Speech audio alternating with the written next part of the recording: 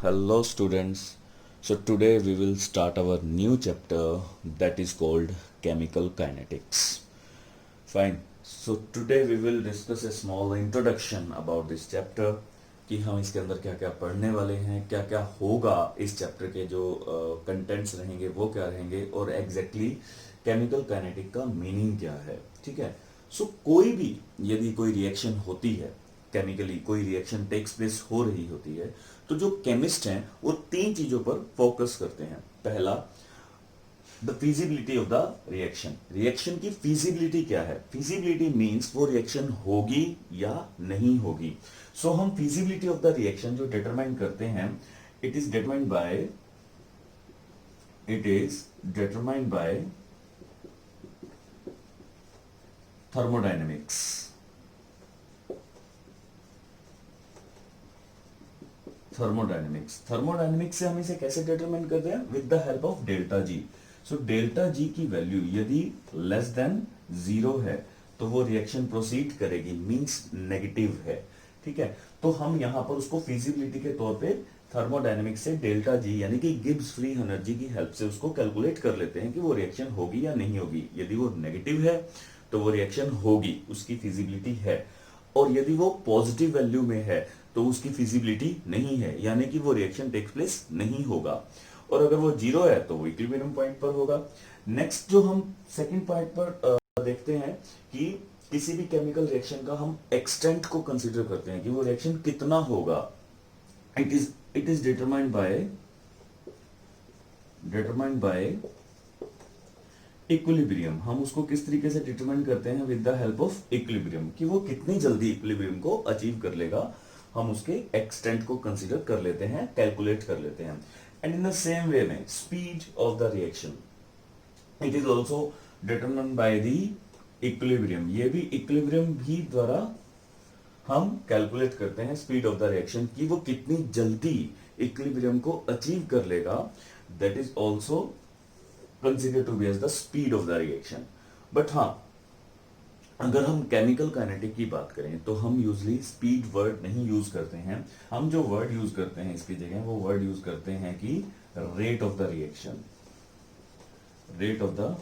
Reaction.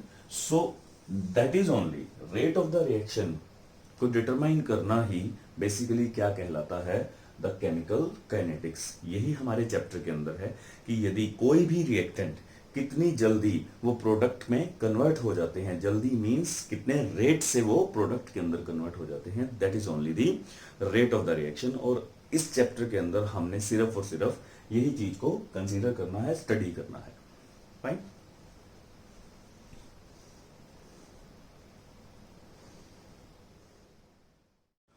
So here is the definition of chemical kinetic. So यदि मुझे chemical kinetic की definition के बारे में बात करनी है तो मुझे सिर्फ और सिर्फ उस पर किस चीज के ऊपर फोकस करना है, उसके रेट पर प्लस उसके मैकेनिज्म पर, कि वो रिएक्शन किस तरीके से प्रोसीड हो रही है. तो हमने सिर्फ ये दो ही बातें ध्यान रखनी है. सो what is chemical kinetic. Chemical kinetic is the study of the reaction rate. Reaction का रेट क्या है प्लस उसका मैकेनिज्म क्या है. तो हम ये दो ही चीजों को यहाँ पर डिस्कस करने वाले हैं. कि हम इसके अंदर ये चीज देखेंगे कि यदि हम नॉर्मल लैंग्वेज में बात करें तो what will be the speed of the reaction, और साइंटिफिक लैंग्वेज में यानी कि केमिस्ट्री की लैंग्वेज में यदि हम बात करते हैं तो मींस उस रिएक्शन का रेट क्या है, हमें ये डिटरमाइन करना है. बेसिकली काइनेटिक जो वर्ड है वो लिया गया है काइनेसिस से. Kinesis means the movement, means chemical movement. Chemical का मूवमेंट क्या है, यानी कि किसी रिएक्शन का मूवमेंट क्या है, इसी चैप्टर के अंदर हम ये सारा कुछ पढ़ने वाले हैं. That is called the chemical kinetics. कि कोई भी एक केमिकल रिएक्शन किस मूवमेंट से प्रोसीड करती है, that is only called the chemical kinetics. So what is chemical kinetics, the study of the reaction rate and mechanism called chemical kinetics. Fine. So kinesis से word जो लिया गया है it means movement. और kinetic word हम already means energy की form में भी जब हम यूज करते हैं तो काइनेटिक एनर्जी यानी कि वो एनर्जी जो मूवमेंट से बनता है. ठीक है. सो सेम वे में यहाँ पर केमिकल काइनेटिक वर्ड जो यूज किया गया है means the rate of the reaction से, यानी कि उसका मूवमेंट क्या है, किसी भी केमिकल का रिएक्शन का मूवमेंट क्या है।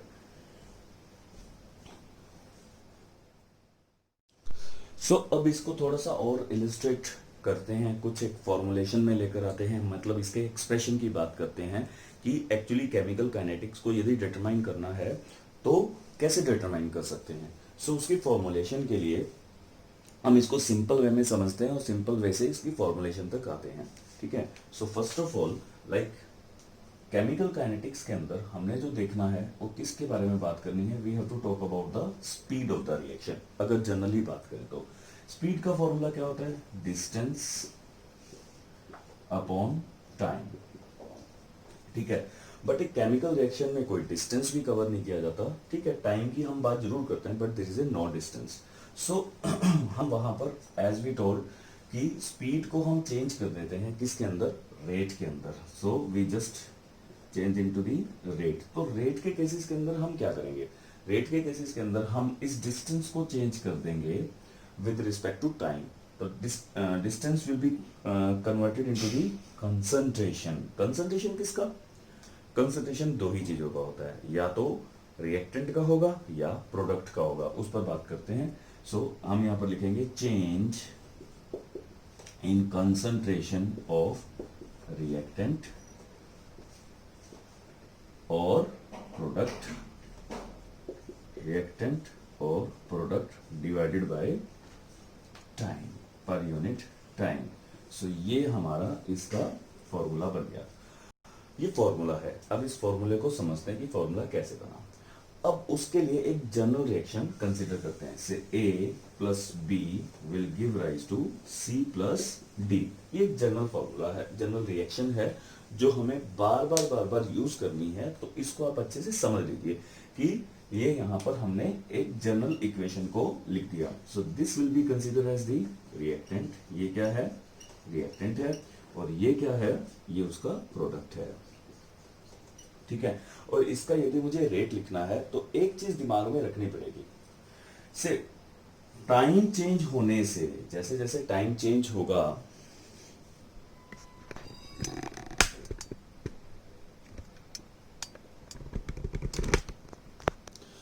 जैसे जैसे टाइम चेंज होगा वैसे वैसे रिएक्टेंट की जो कंसंट्रेशन है वो क्या होगी, डिक्रीज होगी।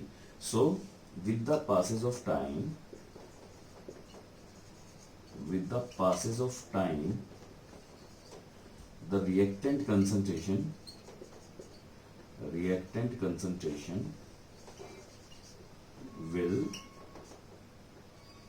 will decrease। ये क्या होगी, decrease होगी। On the other hand, with the passage of time, the what about the product concentration? With the passage of time, the product concentration will increase। ये क्या होगी, टाइम के अकॉर्डिंगली इंक्रीज होगी। Product का कंसंट्रेशन बढ़ रहा है एंड रिएक्टेंट का कंसंट्रेशन घट रहा है with the passage of time. यही हमें कंसीडर करना है, ठीक है। यही हमें यहाँ पर कंसीडर करना है, the change in the concentration. यदि रिएक्टेंट ले रहे हैं तो दैट विल डिक्रीज, और यदि प्रोडक्ट ले रहे हैं तो दैट विल इंक्रीज। तो हमें जनरल इक्वेशन के साथ अब हम इसके फॉर्मूले को प्रिपेयर करेंगे कि रेट का अगर मुझे निकालना है, रेट निकालना है, तो मैं इस पर्टिकुलर मूवमेंट को ध्यान में रखूंगा कि रिएक्टेंट का कंसंट्रेशन टाइम के अकॉर्डिंगली डिक्रीज होगा और प्रोडक्ट का कंसंट्रेशन टाइम के अकॉर्डिंगली इंक्रीज होगा, ठीक है। ये दोनों बातों को ध्यान में रखते हुए अब हम रेट के एक्सप्रेशन तक पहुंचने वाले हैं कि रेट का एक्सप्रेशन एक्चुअली क्या है। Let us consider the expression. ये एक जनरल इक्वेशन है, ये बात आपको ध्यान में रखनी है कि रिएक्टेंट का कंसंट्रेशन टाइम के अकॉर्डिंगली डिक्रीज होगा और प्रोडक्ट का कंसंट्रेशन इंक्रीज होगा। एक चीज और आपको पता होनी चाहिए रिगार्डिंग दी कंसंट्रेशन, वो ये है कि हम कंसंट्रेशन को बड़ी ब्रैकेट से शो करते हैं। लेट A प्लस में B will give rise to C plus D। If I am talking about the concentration of A, मैं इसको बड़ी ब्रैकेट में लिखूंगा। This will be the symbol of the concentration, that is called the symbol. तो इसको क्या बोला जाएगा, that is concentration of A, मतलब ए रिएक्टेंट का कंसंट्रेशन है, देन बी का कंसंट्रेशन क्या होगा, concentration of B is in the big bracket. What about the C को बड़ी ब्रैकेट में लिख दीजिए, that will be considered as the concentration of C, and बड़ी ब्रैकेट में डी को लिख दीजिए, that will be the concentration of D. तो ये हमारे चार जो इसके अंदर फैक्टर्स हैं, हमने उसकी कंसंट्रेशन को इस तरीके से डिनोट करना है, याद रखना है ये, क्योंकि इसके ऊपर हमारी बात करेंगे. Now let us consider the change in the concentration. अब एक एग्जांपल से चलते हैं, ठीक है, हम एग्जांपल से चलते हैं. से फॉर एग्जांपल ये मेरे पास जो एट टाइम व्हेन जीरो था, ठीक है, तो रिएक्टेंट की कंसंट्रेशन 100% थी, फुल थी, तो हमने जो इसकी कंसंट्रेशन ले रखी है वो मान लेते हैं. So that will be consider as say 1 मोल ये है मेरे पास, और मेरे पास बी भी 1 मोल है, ठीक है.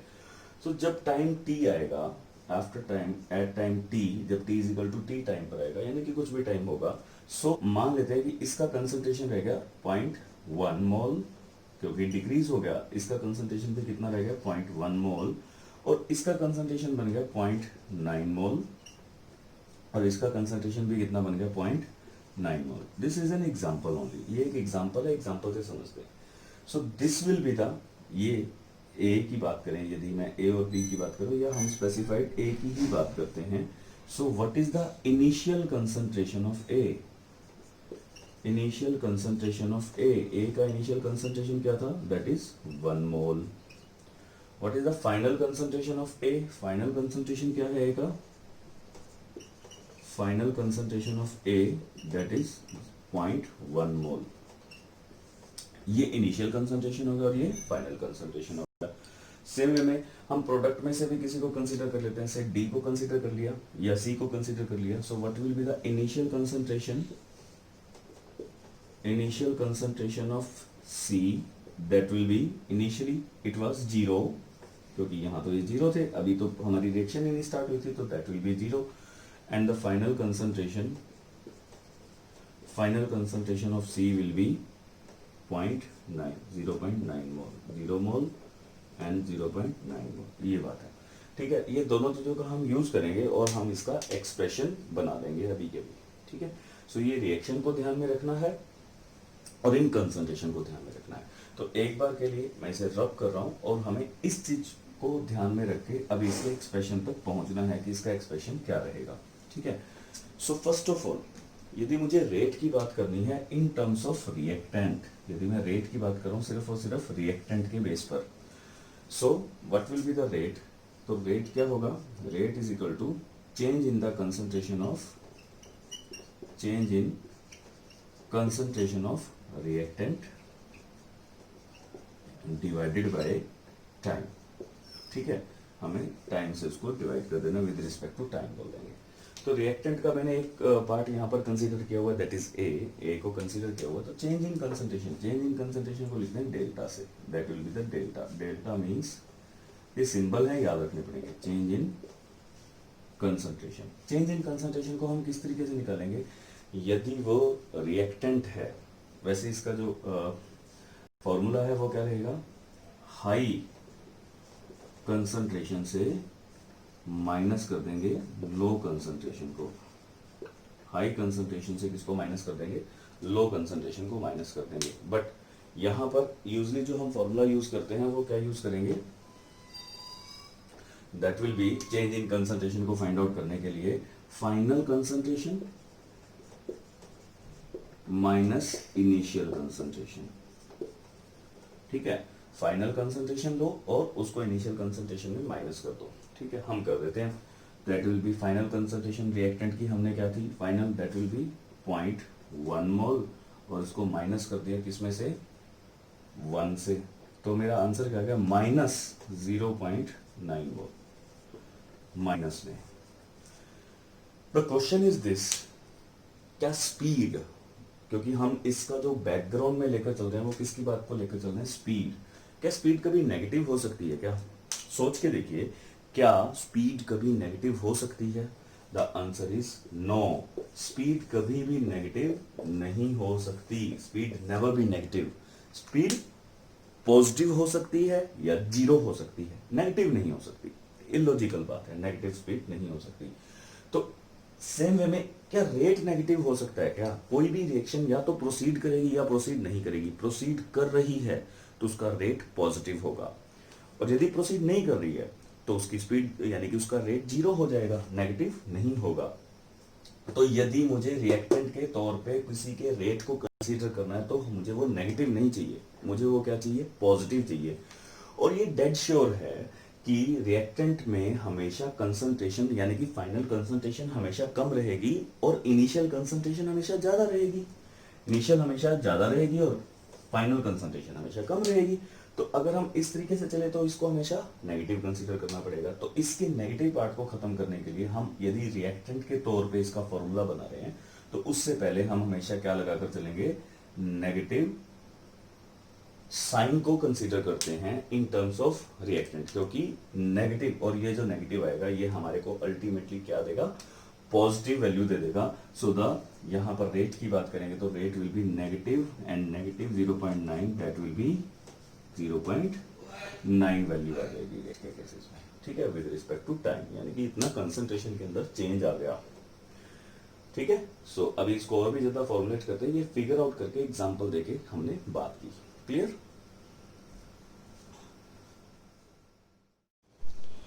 सो if I want to just make an expression of rate, तो रेट का एक्सप्रेशन क्या बनेगा हम उस पर बात कर लेते हैं। तो रेट का फॉर्मूला जिसको हम बोल देते हैं, तो formula rate is in terms of reactant I am talking about. So यहाँ पर कुछ वैल्यूज लिख देते हैं कि I am talking about the concentration of R, R means I am talking about concentration of reactant, ठीक है। इस पर्टिकुलर पार्ट से मैं रिएक्टेंट की कंसंट्रेशन को शो कर रहा हूँ। वो रिएक्टेंट का पार्ट जो हमारी जनरल रिएक्शन थी ए प्लस में बी, वो कुछ भी हो सकता है। ये हमें प्रोडक्ट दे रहा है तो हम अभी प्रोडक्ट के कंटेस्ट में बात ही नहीं कर रहे हैं, हम रिएक्टेंट के केस में बात कर रहे हैं। तो यहाँ पर रिएक्टेंट कुछ भी हो सकता है, चाहे ए, इस पर्टिकुलर एग्जांपल की यदि मैं बात करूँ जो जनरल रिएक्शन है, ए भी हो सकता है बी भी हो सकता है, उसको मैंने इस वे में लिख दिया। सो रिएक्टेंट की कंसंट्रेशन, फाइनल कंसंट्रेशन डिक्रीज हो जाएगा, so that will be negative delta concentration of R. So what delta is showing? Delta means change in concentration. क्या शो कर रहा है ये? Change in concentration. Change in concentration का मतलब क्या हुआ? Final concentration minus initial concentration, final concentration minus initial concentration, so that will be delta divided by delta T, where t delta t shows the change in time, change in time कि time के अंदर कितना change आया। सो वो उसका formula हो जाएगा। So this formula of rate, finding the rate in terms of reactant, ये रिएक्टेंट की टर्म्स में हम यदि रेट निकालना चाहते हैं तो हमारा फॉर्मूला क्या बनेगा? This one. क्योंकि हम रेट को कभी भी जीरो नहीं लिखेंगे, रेट नेवर बी जीरो, ठीक है। इस नेगेटिव साइन का मतलब ये नहीं है कि यहां पर हम रेट को नेगेटिव कंसीडर कर रहे हैं, ठीक है। This negative sign shows, negative sign shows that the concentration of reactant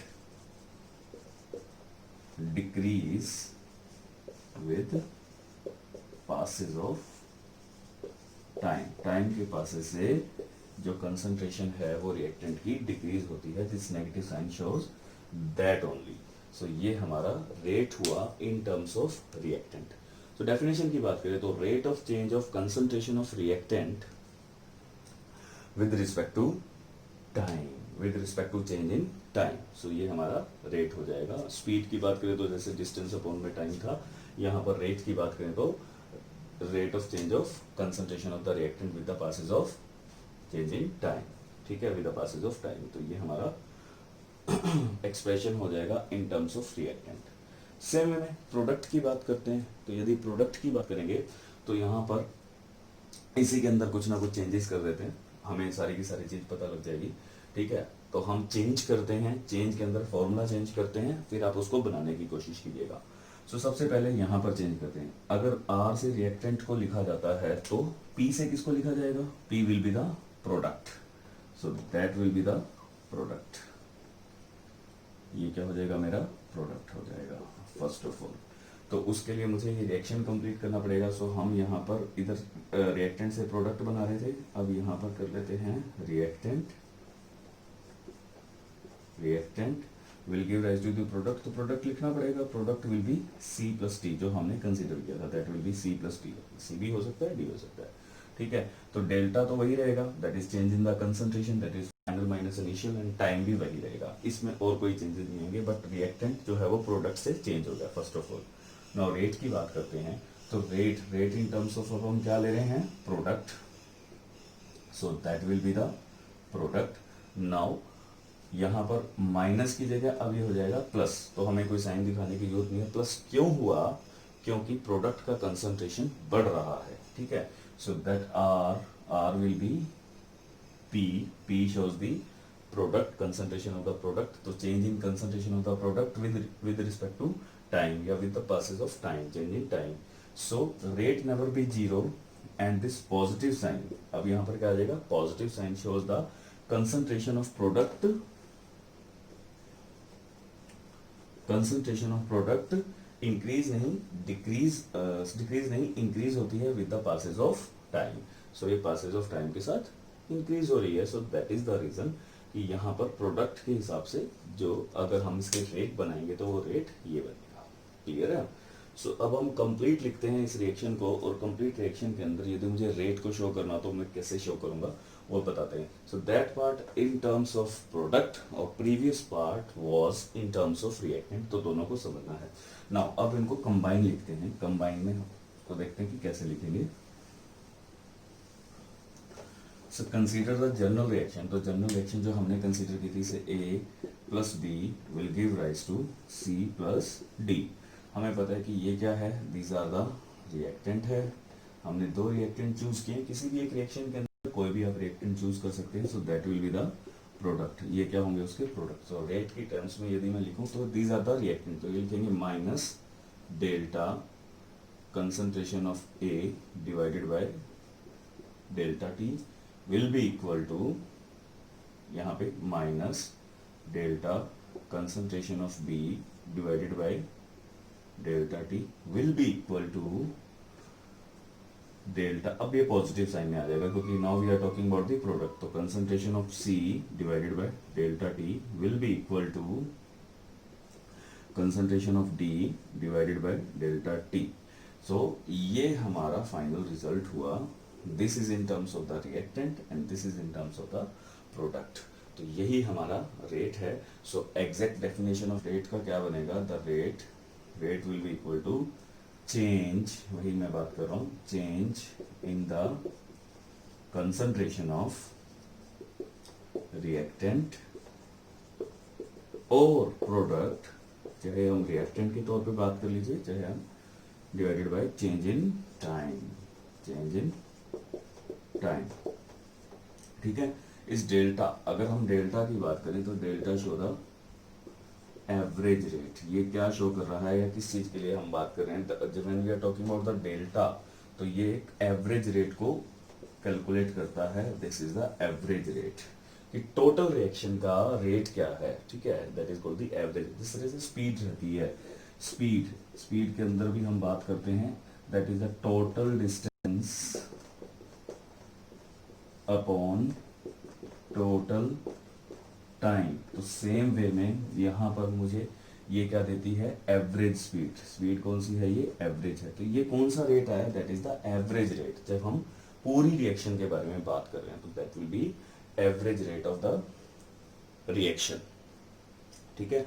now next we will discuss about the instantaneous rate, क्योंकि स्पीड का भी जो नेक्स्ट टॉपिक रहता है वो क्या रहता है, इंस्टेंटेनियस रहता है कि किसी इंस्टेंट पर स्पीड क्या है। तो हम यदि किसी इंस्टेंट पर रेट को कंसीडर करेंगे किसी रिएक्शन में, तब हम उसको किस तरीके से रिप्रेजेंट करेंगे, हम नेक्स्ट उसकी बात करेंगे। Okay, thank you.